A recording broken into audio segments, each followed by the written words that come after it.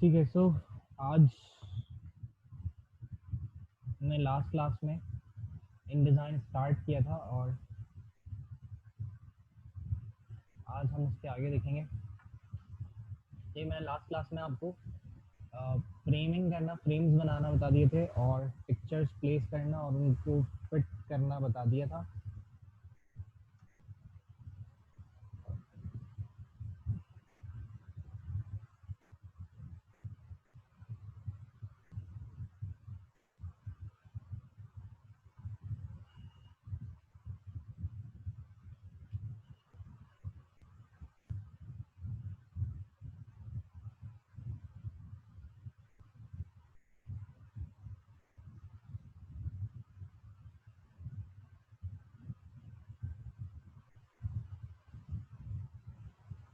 ठीक है। सो आज हमारी थर्ड क्लास है।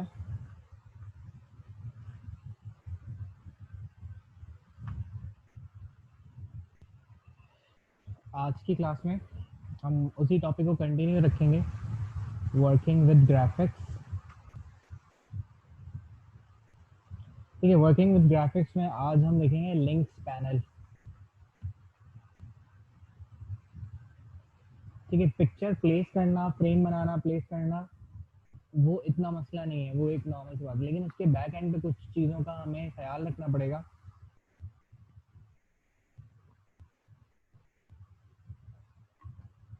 और वो चीज़ें कुछ ये हैं कि हमने ग्राफिक डिज़ाइनिंग जब स्टार्ट की थी तो मैंने पहले ही आपको बताया था कि या पहले चलो लिंक पैनल देख लें। तो लिंक पैनल के लिए मैं यहाँ पर एक डॉक्यूमेंट ले रहा हूँ, मैं न्यू करता हूँ और न्यू से जाके यहाँ से मैंने डॉक्यूमेंट सेलेक्ट किया। डॉक्यूमेंट सेलेक्ट करने के बाद मैंने यहाँ से इंटेंशन और 10 पेजेस मैंने बता दिए, लेटर साइज कॉलम 2 रख लिए, प्रीव्यू पे चेक लगाना तो लगा सकते हैं और कोई।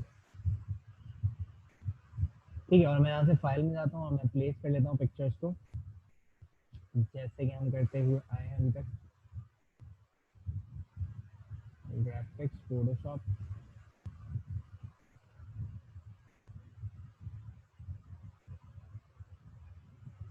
सही, तो मेरे पास कुछ ये इमेजेस हैं, मैंने इनको सेलेक्ट करके ओपन कर लिया और इनको मैं यहाँ पर प्लेस करवा देता हूँ।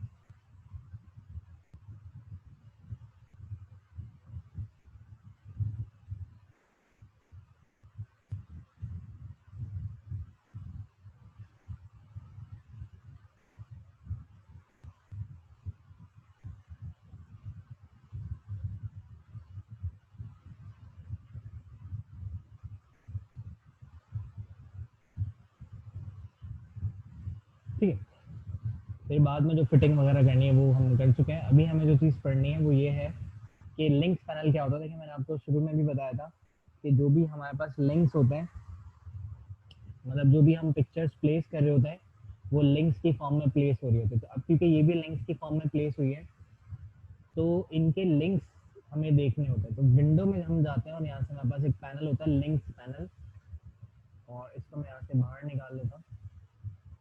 तो ये लिंक्स पैनल है, इसमें ये नीचे आपको डिटेल्स मिल रही है।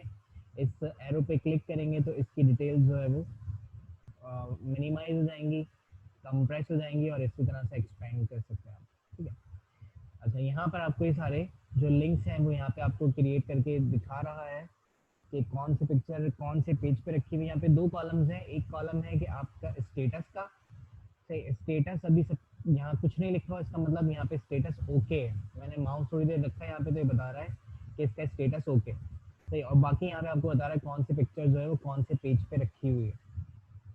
अच्छा, अब यहाँ पर हमें इसमें करना क्या है लिंक पैनल में। सबसे पहले तो देखें, आपके पास ग्राफिक्स में कुछ एरर्स आते हैं, हमें वो एरर्स देखने हैं कि ग्राफिक्स में क्या क्या एरर आ सकते हैं। टेक्स्ट में भी कभी कभी एरर्स आते हैं और कभी ग्राफिक्स में। तो ग्राफिक्स के दो तरह के एरर्स हमें मिलते हैं, एक होता है मॉडिफाई का एरर और एक होता है मिसिंग का एरर। सही, अगर याद रखना है तो आपको मॉडिफाई का एरर येलो कलर से नजर आएगा और मिसिंग का एरर जो है वो रेड कलर से नजर आएगा। ठीक है, तो मॉडिफाई का एरर कैसे होता है कि मैंने सपोज यहाँ से पिक्चर्स मैंने लगाएंगे, लेकिन मैं क्या कर रहा हूँ, मैंने पिक्चर्स जहाँ से प्लेस की हैं मैं वहाँ जाता हूँ और मैं वहाँ से कुछ एडिट कर देता हूँ तस्वीर में। जैसे मैं फोटोशॉप में जाके और ये बिंग का फोल्डर है, इसमें मैंने ये वाले पिक्चर शायद सही, ठीक है। और मैं इसमें क्या करता हूँ, मैं इसमें कोई चेंजिंग कर देता हूँ फोटोशॉप पे इसको ले जाके।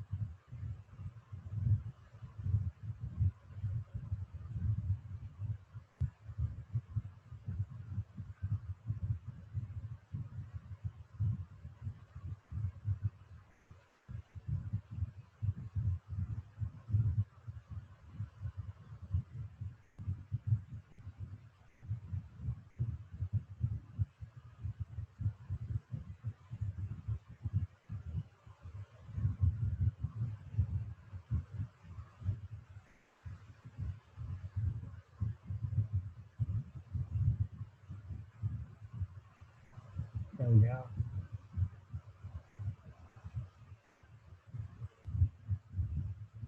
ठीक है, तो ये पिक्चर है मेरे पास और मैं इसको इन डिज़ाइन से बाहर, यानी इस तस्वीर को, ये तस्वीर मैंने यहाँ लगाई हुई है, ये लगी हुई है, और मैं इसको बाहर से एडिट कर रहा हूँ। मैं यहाँ से एडजस्टमेंट में जाता हूँ, ह्यू सैचुरेशन, और कोई भी चेंजिंग मैंने कर दी। सपोज मैंने यहाँ से इसके कलर चेंज कर दी और मैं यहाँ से जाके इसको फाइल एंड सेव कर देता हूँ। ठीक है, तो ये जो मेरी ओरिजिनल पिक्चर थी जैपेग वाली, वो खराब होगी, मतलब चेंज हो गई होगी। मैं जैसे ही देखें इन डिज़ाइन में आता हूँ, तो यहाँ पे जब वो वहाँ पर सेव हो जाएगी, यहाँ भी सेव हो रही होगी, इसलिए यहाँ पे चेंज नहीं हुआ। तो जैसे ही वो वहाँ पे सेव हो जाएगी, तो यहाँ पर आपकी इस तस्वीर में एरर आ जाएगा। ये सेव हो गई और यहाँ पर देखें ये तस्वीर नजर आ रही है आपको, और यहाँ येलो मार्क आ रहा है, और यहाँ लिंक्स पैनल में भी आपको येलो कलर का एक मार्क नजर आ रहा है। इसका मतलब है कि इस तस्वीर में जब भी येलो वाला एरर आता है, इसका मतलब है कोई बाहर से किसी ने इसमें कोई चेंजिंग की है। तस्वीर के अंदर अगर नाम चेंज किया है, तो फिर वो मॉडिफाई का एरर बन जाएगा, क्योंकि हर तस्वीर को जो ये इन डिज़ाइन है वो उसके लिंक से पढ़ रहा है। अब लिंक कैसे जनरेट होता है कि वो आपके डेस्कटॉप पे इस नाम की तस्वीर रखी हुई है, तो अगर आप नाम ही चेंज कर देंगे तो वो उस नाम की तस्वीर फिर उसको नहीं मिलती, तो वो मिसिंग का एरर बन जाता है। लेकिन ये क्या कह रहा है कि ये यहाँ पर मॉडिफाई हुई है, तो यहाँ पे मैंने कर्सर रखा है, कह रहा है modified, double click to update, तो आप यहाँ से डबल क्लिक करके अपडेट कर सकते हैं। सही है, लेकिन अगर ऐसा होता है कि बहुत सारी 2-4 इमेजेस जो है वो, लाइक मैंने ये भी इसमें लगाई हुई है, तो मैं भी इसको भी जो है वो एडिट कर देता हूँ। तो यहाँ से जाके मैंने एडजस्टमेंट्स और एक्सपोजर से जाके इसको ओवर एक्सपोज करवा दिया। ठीक है, और यहाँ से इसको भी सेव कर देता हूँ। सही, अब मैं यहाँ पे जाता हूँ, तो देखें 2 एरर आ रहे हैं। अब इसी तरह से अगर 100-50 एरर हो सकते हैं, तो आप एक एक पे जाके डबल क्लिक नहीं करेंगे। यहाँ पे आपको बटन दिया हुआ है, आप सेलेक्ट करें और यहाँ पर आपके पास ऑप्शन दिया हुआ है अपडेट लिंक। सही है, अगर आपके जितने भी एरर्स हैं, मैंने सबको सिलेक्ट किया और यहाँ से आके अपडेट लिंक कर दिया, तो सबके जो भी लिंक्स है वो अपडेट हो जाएंगे। ये तस्वीर भी चेंज हो गई और ये वाली भी चेंज हो गई। सही है, इसी तरह से मैं इनको सही कर देता हूँ। कंट्रोल जेड मैंने प्रेस किया और अब सेव कर दिया कंट्रोल एस, तो फिर से यहाँ एरर आ जाएगा और फिर आप उसको भी ठीक कर सकते हैं। तो ये होता है आपके पास मॉडिफिकेशन का एरर, कि अगर आपने फोटोशॉप से बाहर कोई तस्वीर चेंज की है, तो उसमें ये एरर आता है।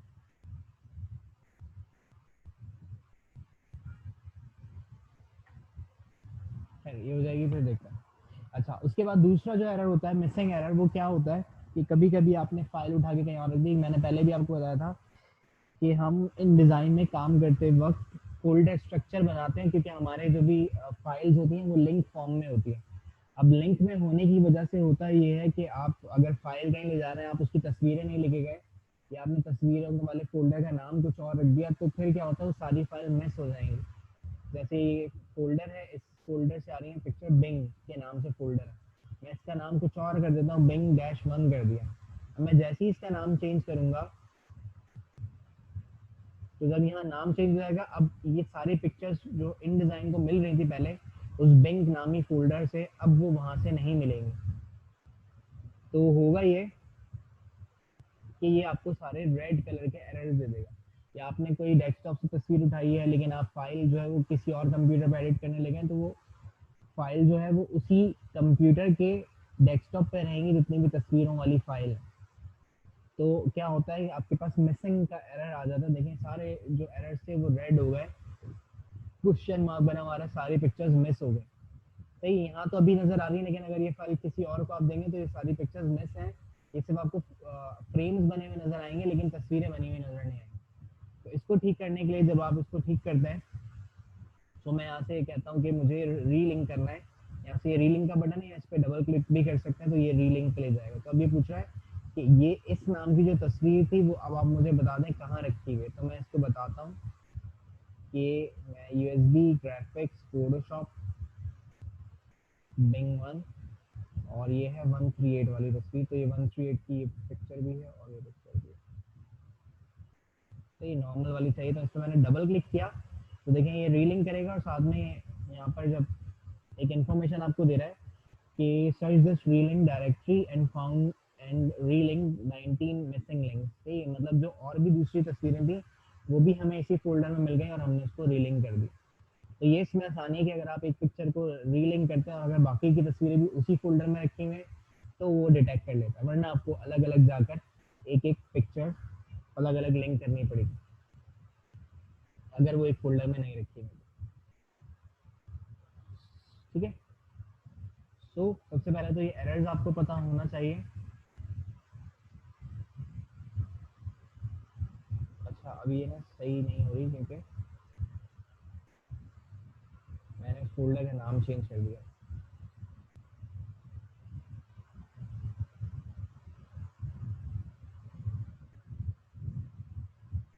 ठीक है, अब यहाँ पे मॉडिफाई का दोबारा से एरर आ जाएगा और फिर मैं उसको ठीक कर लूँगा डबल क्लिक करके। तो सबसे पहली बात, लिंक्स पैनल में हम ये देखेंगे कि कोई एरर तो नहीं आ रहा। एरर आपको यहाँ नीचे प्री फ्लाइट की जगह पे भी पता चल जाते हैं। यहाँ पर ये लिखा हुआ आपको नजर आएगा नो एरर। जब यहाँ एरर होंगे तो यहाँ पे एरर बताएगा वो, और फिर आप यहाँ डबल क्लिक करके यहाँ पर देख सकते हैं कि लिंक्स में एरर आ रहा है या टेक्स्ट में एरर आ रहा है। टेक्स्ट जब अभी हमने पढ़ा नहीं है, टेक्स्ट पे जब हम जाएंगे तो फिर टेक्स्ट को देखेंगे। ठीक है, तो एक बात तो ये, दूसरी बात बताने वाली ये है लिंक्स पैनल में कि मैंने जब आपको हमने ग्राफिक्स स्टार्ट की थी तो मैंने आपको स्टार्टिंग में बताया था कि हमारे पास दो तरह की प्रोफाइल होती हैं। एक प्रिंट प्रोफाइल होती है और एक स्क्रीन प्रोफाइल होती है। प्रिंट प्रोफाइल में ये होता है कि आपको जो कलर मोड है वो रखना पड़ता है सयान, मजेंटा, येलो, ब्लैक। और प्रिंटिंग के लिए आप रेजोल्यूशन रखते हैं 300।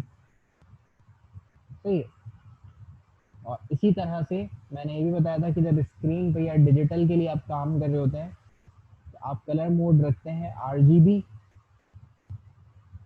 आरजीबी, और रेजोल्यूशन आप रखते हैं 72। ठीक है, अब मसला एक कॉमन जो आता है वो ये आता है, ये सिर्फ आपके आप इतना काफ़ी नहीं है कि आपने यहाँ से प्रिंट का स्टाइल ले लिया कि हम प्रिंट करना है और उसकी रेजोल्यूशन 300 हो गई, इतना काफ़ी नहीं है। उसके अंदर जो आप डिज़ाइन बना रहे हैं उस डिज़ाइन की जितनी भी तस्वीरें हैं उन सब का भी CMYK और 300 पे होना लाजमी है अगर आप प्रिंट के लिए बना रहे हैं। और इसी तरह से आप अगर स्क्रीन के लिए बना रहे हैं तो उनका 72 रेजोल्यूशन और RGB तस्वीरें होना ज़रूरी है, वरना आपके जितने भी कलर्स हैं वो उसमें सब में खराबी आ जाएगी जो अपने अपने हिसाब से। मतलब अगर ये अभी तस्वीरें जो है वो सब तकरीबन RGB लगाई हुई हैं मैंने, अगर मैं इनका प्रिंट करूंगा तो वो अलग तरह से आपको नजर आएगा, यानी थोड़े से कलर्स फेड हो जाते हैं, कलर चेंज हो जाते हैं। ठीक है, तो अब ये देखने के लिए कि कौन सी तस्वीर CMYK और कौन सी तस्वीर RGB है, आप लिंक्स पैनल को यूज करते हैं। पहला तरीका, एक तरीका तो ये है कि आप एक एक तस्वीर पे जाएं और उसके यहाँ से जाके सेटिंग्स ओपन करें तो वो आपको बताएगा कि इसका नाम क्या है, फॉर्मेट क्या है, पेज कौन से पे रखा हुआ है, कलर स्पेस कौन सा, यहाँ आपको बता रहा है कि ये RGB है, और इसी तरह से यहाँ नीचे बता रहा है कि इसके एक्चुअल PPI यानी जो इसकी रेजोल्यूशन है वो कितनी है, और इफेक्टिव PPI में आपको बता रहा है कि यहाँ किस रेजोल्यूशन पे आपको दिखाया जा रही है ये तस्वीर। सही, तो हमें जो मतलब है वो है एक्चुअल PPI।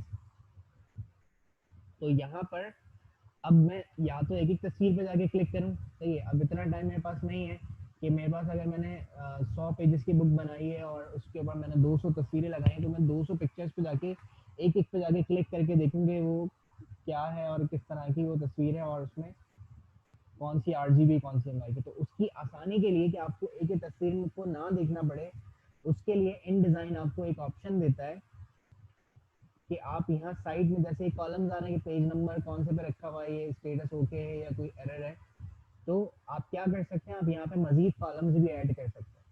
तो मैं यहाँ पे कुछ कॉलम, जो भी ऑप्शंस यहाँ आपको, जो भी इंफॉर्मेशन आपको यहाँ मिल रही है उनमें से जिसका भी आप चाहें कॉलम यहाँ बराबर में इंसर्ट करवा सकते हैं। लेकिन मुझे जो इन्फॉर्मेशन चाहिए सिर्फ मैं उसी का कॉलम ऐड करूंगा। तो कॉलम ऐड करने के लिए आप क्या करते हैं, यहाँ से पैनल ऑप्शन में जाएंगे और यहाँ पर आपको पैनल ऑप्शन मिल जाएंगे। ठीक है, अब पैनल ऑप्शन में ये वाले टैब्स वो हैं कि जो यहाँ लिंक इन्फो में आ रहे हैं, वो हमें कुछ नहीं करना है, वो हम दिखते ही नहीं है। तो अब यहाँ पर मुझे चाहिए कलर स्पेस, साइज कुछ भी हो मुझे उससे मतलब नहीं है, बस मेरी पिक्चर जो है वो बिल्कुल परफेक्ट आनी चाहिए। कितने एमबीज पे जा रही है, कितने जीबीज पे जा रही है, उससे कोई मतलब नहीं है, बस आपकी रेजोल्यूशन और कलर स्पेस ठीक होनी चाहिए। एक्चुअल पीपीआई और इफेक्टिव पीपीआई भी सिर्फ देखने के लिए मैं ओपन कर रहा हूँ, लेकिन हमें मतलब सिर्फ एक्चुअल पीपीआई से। तो कलर स्पेस मैंने एक्टिव कर दी कि यहाँ पर जो कॉलम आएगा वो कलर स्पेस का मुझे एक्टिव कर दो, एक्चुअल पीपीआई का और इफेक्टिव पीपीआई का। और जब मैं जैसे ही ओके करूंगा तो यहाँ पर सबके जो भी पिक्चर्स हैं उन सबके देखें, यहाँ पे आपको दिखा रहा है कि आरजीबी हैं और ये सब आपके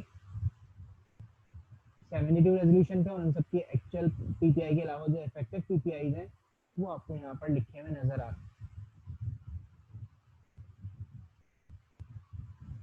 कई कॉलम इधर उधर करने तो यहाँ से कर सकते हैं। अच्छा, अब यहाँ पे सवाल ये होता है, अब देखिए मसला ये होता है क्योंकि अगर मैं कोई बुक बना रहा हूँ या मैं कोई सपोज कैटलॉग बना रहा हूँ, उसके लिए मैंने तस्वीरें यहाँ से गूगल से उठाई होंगी। मैंने यहाँ पे लिख दिया पाकिस्तानी फ्लावर सर्च करिए, ठीक है। अब ये पाकिस्तानी फ्लावर्स में दिखा रहा है, उसकी पिक्चर्स है। अब ये जो डाटा होता है गूगल के पास या किसी भी वेबसाइट, किसी भी सर्च इंजन पे आप सर्च करते हैं, तो वो जो डाटा है वो गूगल के पास या उस वेबसाइट के पास नहीं होता, वो यहाँ से जो नीचे लिखा हुआ है Lahore gardening dot com, commons dot Wikimedia dot O R G, यहाँ से इन वेबसाइट से तस्वीरें उठा के दिखाए होते हैं। अब जो वेबसाइट है, क्योंकि वेबसाइट आपके काम कर रही होती है स्क्रीन प्रोफाइल पे, तो वो सारी तस्वीरें जो भी हम गूगल से डाउनलोड करते हैं वो 8 GB और 72 पे होती हैं। लेकिन अगर मुझे उसी की एक बुक बनानी है, कैटलॉग बनानी है, तो मुझे उसके लिए ज़रूरी है कि मुझे तस्वीरों को प्रिंट फॉर्म में रखना पड़ेगा, यानी CMY के और 300 रेजोल्यूशन पे। तो उसके लिए हम क्या करेंगे, हम अपनी तस्वीरों को चेंज करेंगे। तस्वीरें चेंज करने के लिए मैंने आपको बताया था कि जो भी आपका प्रिपरेशन वाला पार्ट है वो सब आपको यहाँ पर करना है। जो भी डिज़ाइन एंड डाउनलोडिंग या इवन कन्वर्जन भी अगर आपको करनी है, तो वो भी आपको प्रिपरेशन वाले पार्ट में, यानी इम्प्लीमेंटेशन से पहले आपको करना पड़ेगा वो सब। तो या तो आप पहले से कन्वर्ट करके लाए, अब कन्वर्ट करने के लिए, तस्वीरें कन्वर्ट करने के लिए आपके पास मौजूद होता है फोटोशॉप। फोटोशॉप से आप एक्शन बनाना, हमने एक पूरा प्रोसीजर पढ़ा था, समझा था। प्रोसीजर बना के एक्शन बना के फिर हमने ड्रॉपलेट बनाया था और हमने जो जितनी भी पिक्चर थी सब पे वो अपलोड अप्लाई करवा दिया था, तो वो सारी पिक्चर्स जो थी वो चेंज हो गई थी। तो इस तरह से आप चेंज कर सकते हैं। अगर आपको इन डिज़ाइन से डायरेक्टली फोटोशॉप में जाके एडिट करना है कुछ, तो आप तस्वीर को सिलेक्ट करें, राइट क्लिक करके यहाँ पे आपको ऑप्शन मिलेगा एडिट विद। एडिट ओरिजिनल से जो है ना हमेशा कंफर्म नहीं रहता कि वो कौन से सॉफ्टवेयर पे, अब आपके कंप्यूटर में पेंट भी होता है पिक्चर्स एडिट करने के लिए, कोई दूसरा सॉफ्टवेयर भी हो सकता है। तो हम एडिट ओरिजिनल पे नहीं जाते, हम एडिट विद और यहाँ से अदर करके आप फोटोशॉप का जो भी सॉफ्टवेयर, वैसे तो यहाँ आ रहा होता है फोटोशॉप, इसमें पता नहीं क्यों नहीं आ रहा। ये यहाँ से जाके मैं जो भी फोटोशॉप का,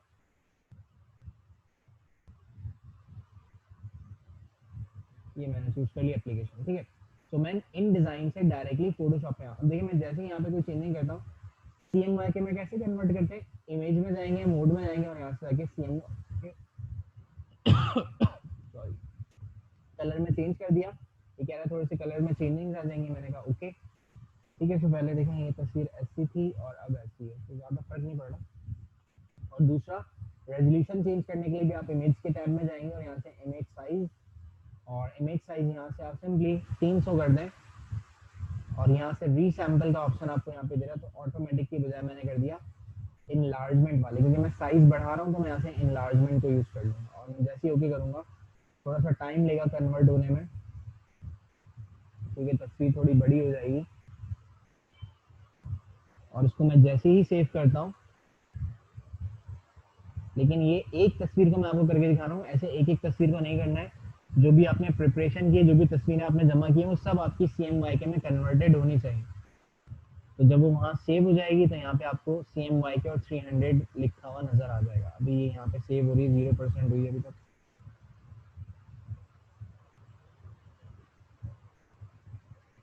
ठीक है, तो ये करना ज़रूरी है। अगर आप ये नहीं करते तो फिर आपका जो भी प्रिंटिंग है वो ख़राब हो जाएगी, पिक्सेलेट हो रही होंगी तस्वीरें, मसला आएगा। तो ये मैं एक्शन बनाना भी एक बार बता देता हूँ, इसमें रिकॉर्ड हो जाएगा, पहले ही सेव हो जाए।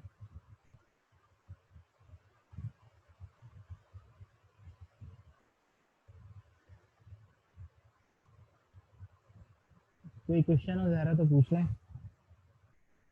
चैट में, अगर लिख के। मुझे वॉइस नहीं आ रही है।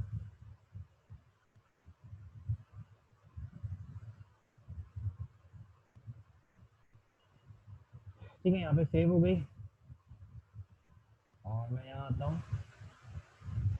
तो यहाँ पर देखिए लिखा हुआ नजर आ रहा है CMYK एंड 300। तो इस तरह से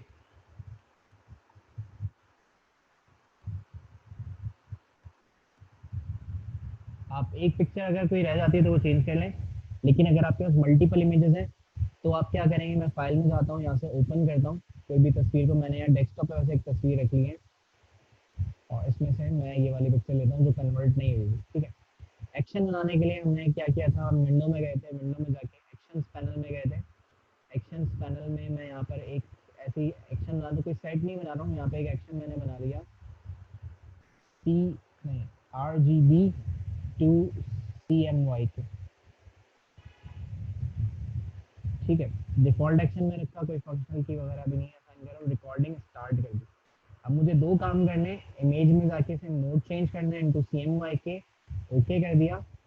और इसी तरह से इमेज में जाके इमेज साइज, और मैंने यहाँ से जाके मैंने कहा कोई भी साइज हो ऊपर इसको 300 कर दो और इसकी सैम्पलिंग जो है वो प्रिजर्व डिटेल कर दो। ये पुराने वाले वर्जन में आपको ऑप्शन नहीं मिलेगा, व्यू बाई क्यूबिक स्मूदर मिलता था, प्रिजर्व डिटेल इन्होंने नया ऐड किया है इस वाले वर्जन में, पहले ही मिलता था। तो इसको जो नया वाला ऑप्शन होता है वो ज़्यादा अच्छे से काम करता है, मैं ऐसे ओके कर देता हूँ।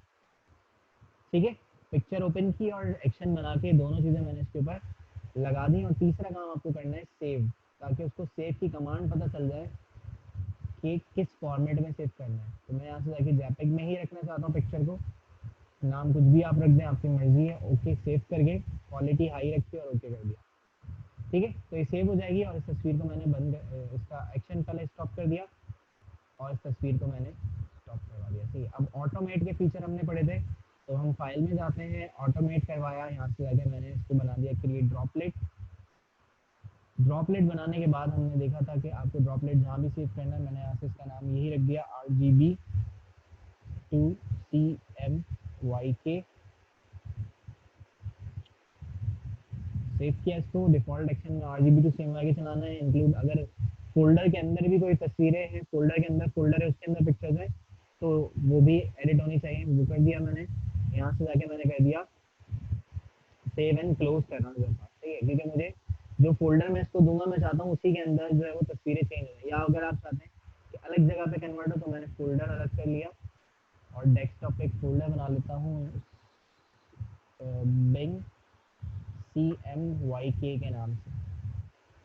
ठीक है, और इसमें मैं चाहता हूँ सारे पिक्चर सेव हो जाए। यहाँ से ओवरराइड एक्शन पे चेक लगाना ज़रूरी है, ताकि आपकी पिक्चर जो है वो ऑटोमेटिकली सेव होती रहे। एंड मैंने ओके कर दिया, इसका काम खत्म हो गया। अभी आपके पास ड्रॉपलेट आ रहा है, नज़र आ रहा होगा ड्रॉपलेट। और जो भी तस्वीर है, ये बिंग वाली तस्वीरें मुझे सब कन्वर्ट करनी है, उसको मैंने उठाया और ड्रैग करके यहाँ पर ड्रॉप कर देना। खुद ही पिक्चर्स ओपन होंगी, खुद ही कन्वर्ट होंगी और खुद ही सेव हो जाएंगी, आपको कुछ भी नहीं करना है, बस इंतज़ार करना है और ये कन्वर्ट हो जाएगा। और फिर आपको इन डिज़ाइन में तस्वीरें अपलोड करनी होंगी जो कि आपने लगाई है। यहाँ पर कोई चेंजिंग नहीं आई, जो मैंने अलग फोल्डर बनाया है, मैं दूसरे पिक्चर यहाँ पे अभी अपलोड करूँगा तो फिर जो है वो चेंज हो जाएगा। ठीक है, तो आज की क्लास हम यहीं तक रखते हैं।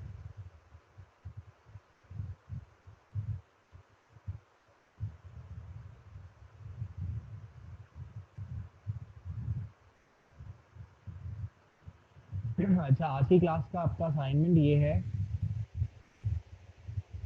कि आपको एक किड्स कलरिंग बुक बनानी है। सही है। तकरीबन उसमें 15 पेजेस होने चाहिए। वन टाइटल पेज, और ये होना चाहिए कलर्ड। सही, या कलरफुल। जैसे बच्चों की कलरिंग बुक आती है कलर वाली, तो उसमें क्या होता है कि जो टाइटल पेज होता है वो कलरफुल होता है। कोई भी एक कार्टून कैरेक्टर ले सकते हैं, तो मैं भी लिख देता हूँ। और एक बैक पेज होना चाहिए। बाकी के जो अंदर के पेजेस बचेंगे वो सब आपको फेसिंग पेजेस रखना है। मैं यहाँ पे स्पेसिफिकेशन भी लिख देता हूँ कि पेज जो है वो A4 होगा, पोर्ट्रेट होगा, और फेसिंग पेजेस पे आपकी बुक बनेगी। बाकी एक पेज पे एक तस्वीर लगानी है। जो आपके इनसाइड पेज होंगे उसमें black and white line images लगानी। लाइन इमेज जैसे जिसकी सिर्फ आउटलाइन होती है,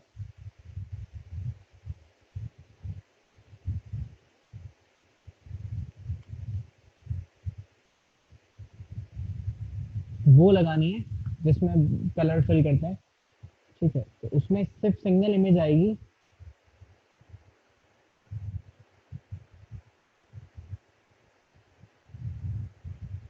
एक पेज पे एक तस्वीर लगानी है। ठीक है। अच्छा, कैसे कन्वर्ट कैसे करेंगे, देखिए मैं यहाँ से आपको तस्वीर कन्वर्ट करके दिखाता हूँ। आप जैसे यहाँ से कोई कलरिंग बुक बना रहे हैं, मैं डोरा की कलरिंग बुक बना रहा हूँ। मैंने यहाँ से उठा लिया डोरा वेक्टर कार्टून। सही है, तो अब यहाँ पे मुझे कलरफुल नजर आ रही है। तो ये तस्वीर सपोज मैंने सेलेक्ट की।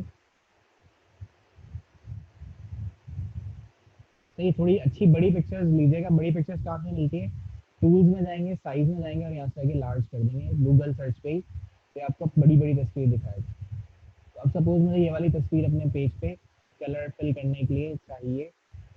ये भी छोटी तस्वीर है लेकिन चलो। तो ये लोड हो गई, इसको आपने सेव में जैसे करना है, एक फोल्डर बना लेना है। जैसा कि फोल्डर स्ट्रक्चर्स मैंने बनाना बताया था पहले भी। सबकी अगर ज़रूरत नहीं है तो कोई एक ही बना दें। मैंने यहाँ पे डोरा कलरिंग बुक कर दिया। सही है, और इसके अंदर हमने कंट्रोल एम इमेजेस का फोल्डर बनाया। मैंने एसेट्स का बताया था, आप इमेजेस का भी बना सकते हैं। और इसका नाम मैंने 1 करके सेव कर दिया। ठीक है। अब मैं इसको फोटोशॉप पे लेकर जाता हूँ कन्वर्ट करने के लिए। जो आप स्टॉक इमेजेस बनाएंगे उसको यहाँ पर मैंने पिक्चर सही नहीं है वाली, ये दूसरी तस्वीर ली मैंने, इसको सेव में जैसे किया, इसको भी 1 करके सेव कर लिया। सही ओपन हो जाएगी। सबसे पहला काम आपको ये करना है कि आप जाएँ इमेज में, मोड में जाएँ, और उसको ग्रे स्केल कर दें। सही, तस्वीर ब्लैक एंड वाइट हो जाएगी। देन आप इस पर जाके फ़िल्टर, फ़िल्टर में आपको यहाँ ऊपर फ़िल्टर गैलरी मिल जाएगी। वैसे आप जो है वो, नहीं, फ़िल्टर गैलरी में जाना पड़ेगा। फ़िल्टर गैलरी में जाके और यहाँ स्केच में आपको एक ऑप्शन मिलेगा फ़ोटो कॉपी का। फ़ोटो कॉपी का इफेक्ट आप इस पे लगा दें। एंड देन आपको इसकी जितनी भी डिटेलिंग रखनी है, डार्कनेस इस तरह से एडजस्ट कर लें। या उससे नहीं आती तो कोई और भी इफेक्ट आप इस पे लगा सकते हैं, लेकिन फ़ोटो कॉपी से सही आता है। फ़ोटो कॉपी रख के, तो ज़्यादा रखेंगे तो फिर कलर करने की जो जगह होती है वो कम मिलती है। इस तरह से हम, ठीक है। अगर ये भी कम आ रहा तो फिर हमने एडजस्टमेंट लेयर्स पड़ी थी, वो आप लेवल्स लगा के और दूसरी चीज़ें लगा के तो एडजस्ट कर सकते हैं। ज़्यादा तस्वीरें ब्लैक कलर ज़्यादा हो, ये है। ठीक है। और इसको वही काम करना है मोड में जाके CMY के। तो ये फ्लैटन या डोंट फ्लैटन कर दिया। और यहाँ से इमेज साइज 72 है क्योंकि मैंने इंटरनेट से उठाई है, 300 कर दिया। एंड देन इसको जाके सेव करवा दें। सही है। वैसे ये तो ये डॉट डॉट्स आ रहे हैं, कम हो गए, लेकिन वो होता है वैसे भी प्रिंटिंग में, क्योंकि हमने इसको वेक्टर में नहीं बनाया है, हमने एक तस्वीर को उठा के कन्वर्ट किया। सही है। और एक पेज पे ही आएगी, फिर दूसरे पेज पे दूसरी तस्वीर। कोई एक कैरेक्टर जो होगा ना, कोई भी एक कार्टून कैरेक्टर ले लें,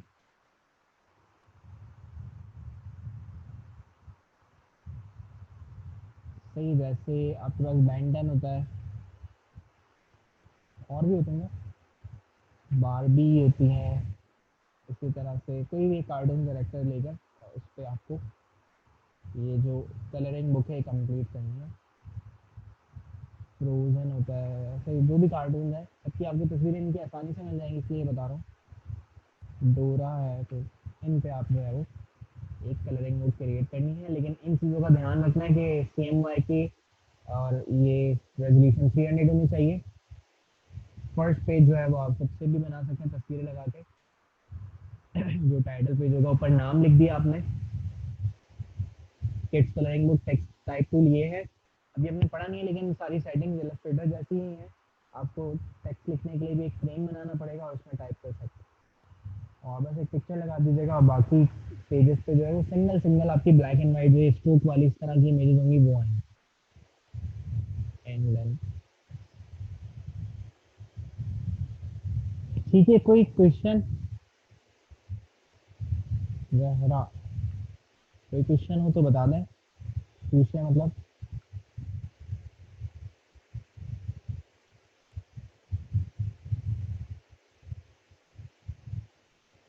अच्छा, हमने ना प्रोडक्ट बता दी थी, ब्रांड बता दी थी आपने।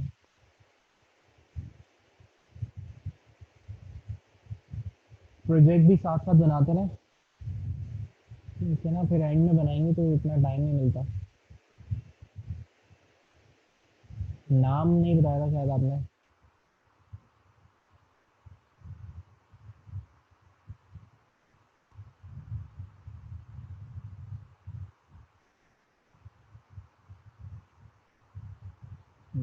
डायमंड ज्वेलरी, अच्छा, नाम कौन सा वाला रखा है? सही, ठीक है, तो इस पे भी काम शुरू कर दें।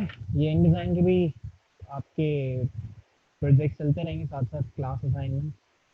लेकिन ये ज़रूरी है, ये प्रोजेक्ट जितना पहले से बनाना शुरू कर देंगे तो वो सही रहेगा। और नाम बताया जिंग, आपको कंफर्म नहीं हुआ, रमशा ने भी शायद कंफर्म नहीं किया।